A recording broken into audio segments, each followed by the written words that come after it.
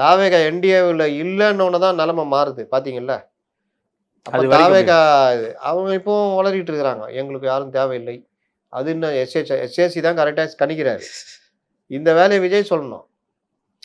அப்போதாங்க அரசியல்ல அப்படியே பெரிய பரபரப்பு பூகம்பம் கிளம்பும். விஜய் என்னன்னா சொல்லுவாப்ல, எங்க அப்பா என் பேரை யூஸ் பண்ணக்கூடாதுன்னு சொல்லி கோர்ட்டு கூட சொல்லுவாரு.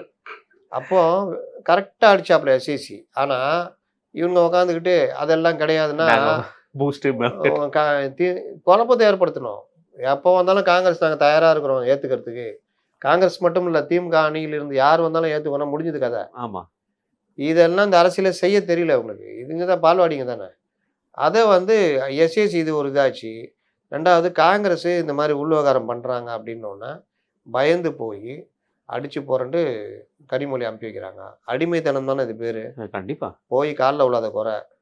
அதுவும் ஏன் ராகுலை சந்திக்கிறீங்க? ராகுல் பிரவீன் சக்கரவர்த்தி அனுப்பிச்சு விஜய் சந்திக்கிறாப்புல. அப்போ எங்கே ஆஃப் பண்ணணும்? ராகுல்கிட்ட போய் தான் ஆஃப் பண்ணணும். அதுக்கு தான் இந்த இது. போய் பேசி இல்லை அனுப்பலை பார்த்து பண்ணுங்க அப்படின்னு சொல்லிட்டு 30 சீட்டு வரும்னு நினைக்கிறேன். 40லேருந்து 40க்குள்ளே கொடுப்பாங்க.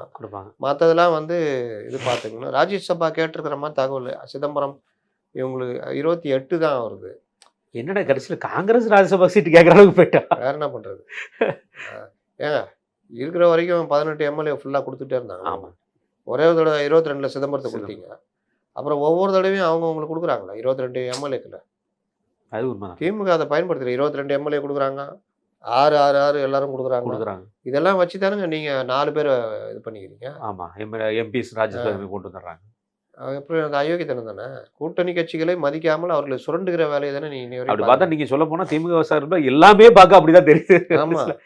அதனால் அநேகமாக ஒரு ராஜ்யசபாவும் கேட்டுருப்பாங்கன்னு நினைக்கிறேன். இதை நோக்கி தான் நகருது.